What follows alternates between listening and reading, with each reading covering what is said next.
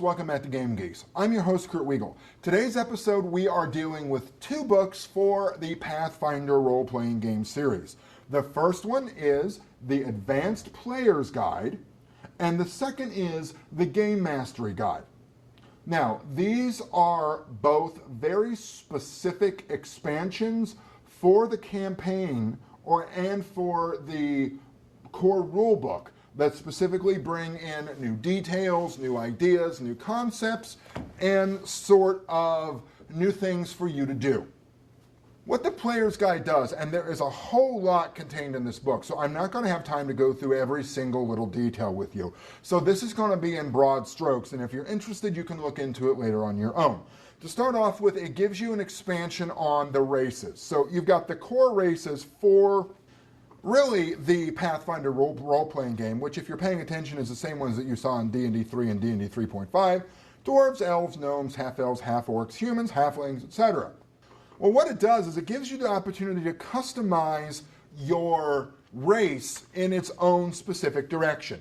So let's say that you're playing a dwarf. It gives some ideas about what the different classes are. Like if you're deciding you absolutely have to play a dwarven wizard, well, even though that's unusual, it doesn't say no, which is one of the things that Pathfinder I think is really good at, is instead of saying no or punishing you for really bizarre and unusual character choices, it just rewards you differently in other ways. So let's say that you want to play this idea of a dwarven wizard. Well, it gives you some ideas on how to do that there. Additionally, it gives you alternate racial traits that can take the place of some of the others. Like if you are playing an elf who is from a society that holds grudges for a very, very long time, or a dwarf very specifically from the deepest, darkest bowels of the Underdark, etc. So you go through the races and not only dealing with the favorite class options, but sort of this idea of how to tweak the race to your liking, and then you get into a few more core classes. From this, you get Alchemist, Cavalier, which is sort of really harkens back to the days of Unearthed Arcana, an Inquisitor and an Oracle, which are subsets of the Cleric class, and the Witch, which is its own, you could say it's a subclass of Wizard, but it's really its own creature. All of these are truly. They're not really subsets of any of them.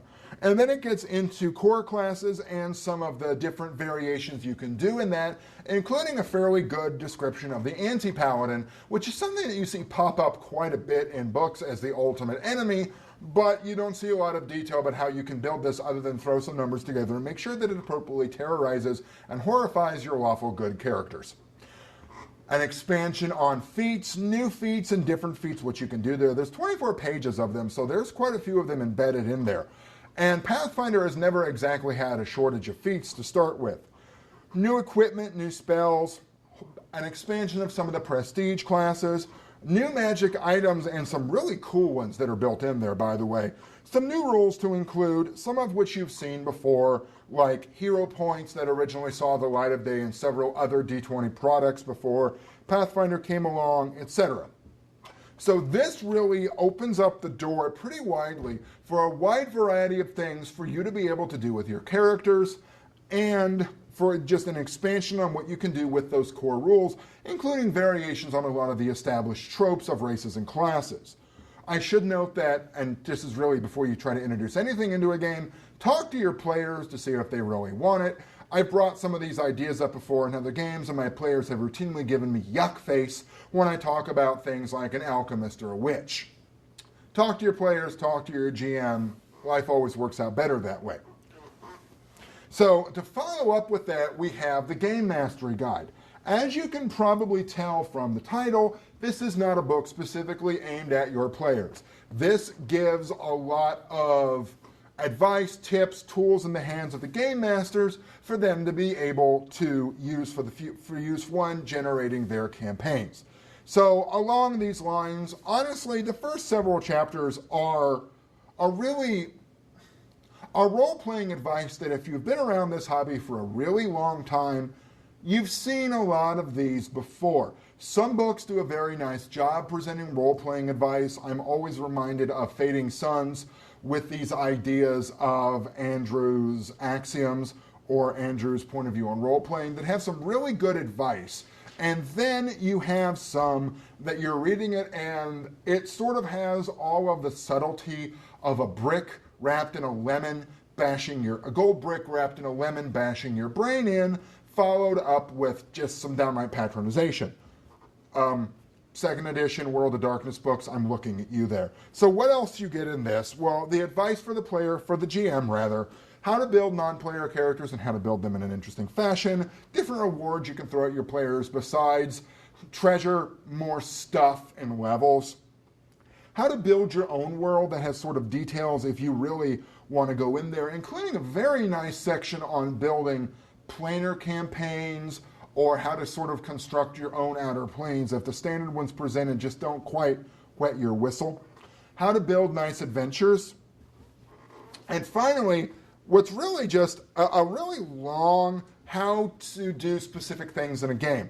For instance, how to incorporate gambling. Do you want it to be skill-based? Is it all random? Is it some hybridization of the two? Along those lines.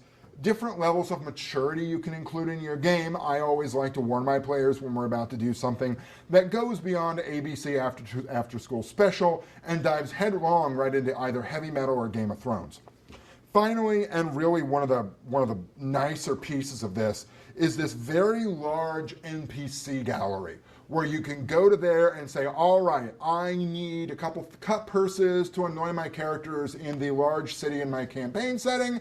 And all right, look, bam, 3 levels, different ideas of criminals and how you can incorporate them into the game. We at Gaming Geeks have had a very long and very friendly relationship with Paizo, with the Pathfinder line. One of my favorite comments I got early on when I reviewed my first Pathfinder book, and I was a big fan of it, and then at some other point, the 4th edition book, which that didn't go so well. Go back and take a look if you want to. It has the Master's laser screwdriver. So, and then my favorite comment I ever got was someone actually accused me of being on Paizo's payroll and because I pimped their game so much. If you really work at it, there's a lot of alliteration in a paid Paizo pimp. I was working for a way to bring that in and just didn't click in time, so bear with me there. It's kind of breaking the smart-ass credo, which is better never than late, but there you go.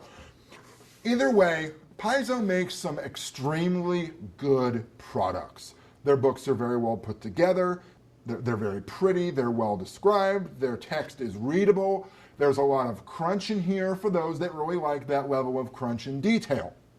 So again, 2 books for the Pathfinder role-playing game, an advanced player's guide, which really kicks the door in and blows it wide off its hinges on just different things you can do for the game from the player side of it, and to be very honest with you, the GMs as well, and then the Game Mastery Guide, which specifically deals with ideas for both first-time GMs and for people who've been doing this for a really, really, really long time, and that honestly sometimes shortcuts and ideas and reduced stat blocks are exactly what you need for a long gamer's night.